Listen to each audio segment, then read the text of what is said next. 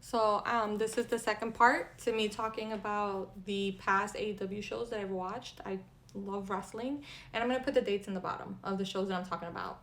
And so now I'm gonna talk about Osprey and Fletcher. Now their match at Full Gear was a really good match, but I'm not gonna lie, I was very disappointed because I did not think that Kyle Fletcher was gonna win at all, like whatsoever.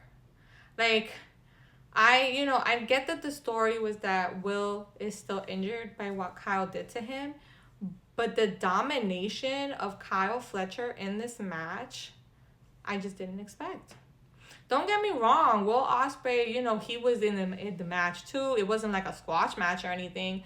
I just didn't expect for Fletcher to have the upper hand so many times, you know. But we're building a good heel in Kyle Fletcher. And he is in the Don Callis family, so he's going to get booed regardless. I think that we are still going to have another match between him and Will Ospreay. And hopefully Will wins this one. And then we take a break from the feud because he does need to breathe sometimes. Or maybe they'll just do the third rubber match. I don't know. But this feud is far from over. Like, literally far from over. Now, I do want to say that I love how Jamie Hayter has been booked since she has been back from injury. Like, she is continuously on TV. And some of her matches are not random matches. Like, she had the match with Penelope Ford because Penelope Ford blamed her for her injury. She went after the Outcasts because they're the ones who injured her. She's also apparently, I think, going to go against Julia Hart when she comes back because Julia keeps interrupting everything that she does. Every time Hayter has an interview or she's out or something, like, it cuts to a promo for Julia Hart. So, I feel like she has been being showcased. And I'm happy that she's kind of being kept away from the women's title because the women's title already has a clear storyline. And I just don't think that Jamie's going to fit in there right now. Not to say that she's never going to fit in there because let's not forget when Jamie got injured, she was the AEW Women's Champion. Okay, and she had to drop that title because of her injury. And so I do think that Hayter eventually will go after that title. But for now, I like how we're kind of keep building her up and having her have some good matches. Like, why not? Hayter hits hard. Now Mariah May. I can't help laughing.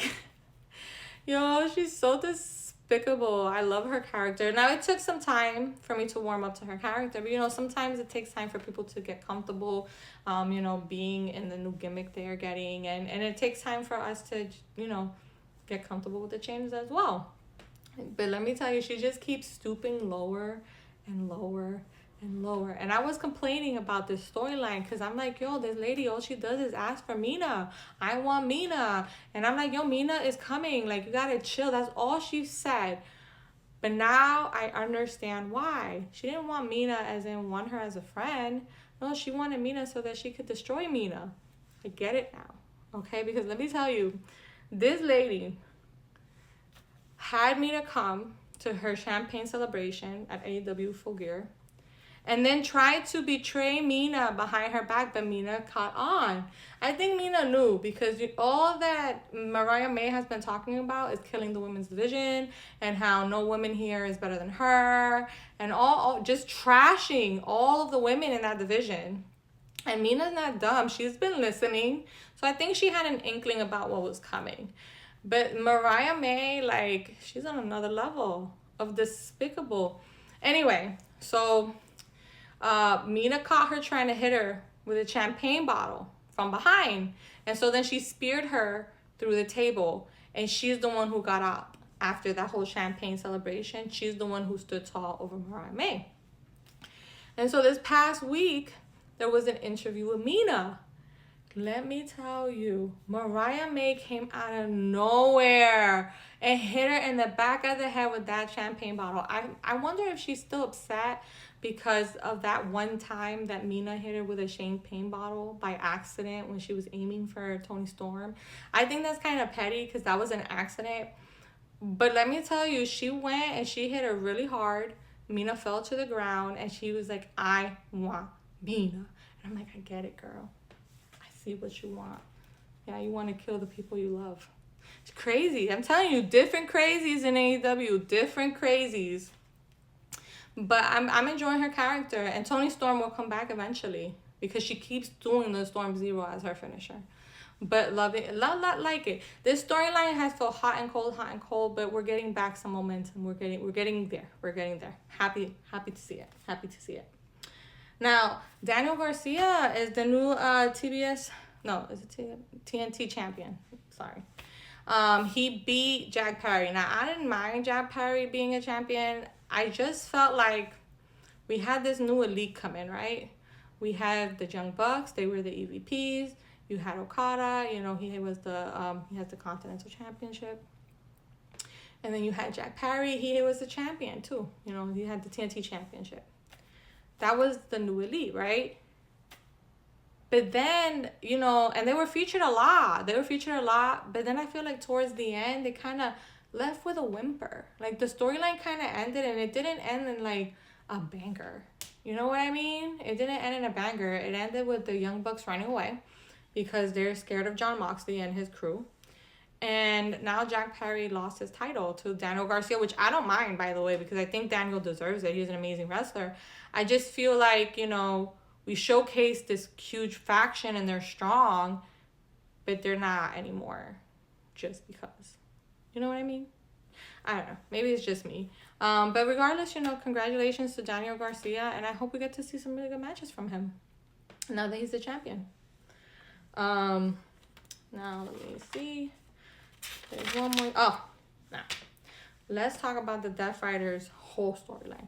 Now, I kind of already talked about them this past week, you know, because they're crazy and they got involved in Hangman Page's business with Jay White, right? But kind of Hangman Page asked for it. But let's talk about Orange versus Moxley at AEW Full Gear. First of all, I love the storyline going into this match. I'm going to say that I don't think Orange Cassidy is a cold lizard. I think that Orange Cassidy is just very good at compartmentalizing.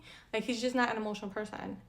It's not who he is. He knows when to show his emotions and when not to. That's it. And so, and the reason I say that is because Jon Moxley's been saying that he has, like, ice running through his veins, right? The Orange Cassidy has ice running through his veins. He doesn't care about any of his friends or nothing like that. But Orange, like the Dynamite before Full Gear, was telling the conglomeration, don't come down there. Nobody needs to get hurt because of me. And I was just like, there's some emotion there. But he just knows how to have some self-control. He's focused on the task at hand. Now, I love the match. I did love the shenanigans because they made sense. You know, you got Jon Moxley and the Death Riders were going to come and get involved. So was the conglomeration. And then you had Shafir coming out there and Willow coming out there to take out Shafir. Everyone had a match, you know. There was someone to take out another person. So eventually the match was going to be even between Moxley and Orange. But in the end, Jon still won that match.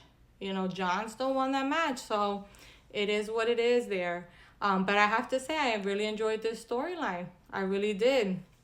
And so, and not just that, when it ended with freaking Darby Allin crashing his car into the Death Rider's truck because he's crazy. This guy is insane.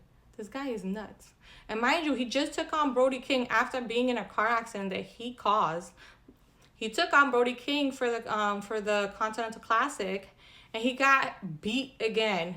But I will say Brody King stood up to Claudio so that Claudio wouldn't beat Darby Allin up with a chair. So good on him for being a good friend.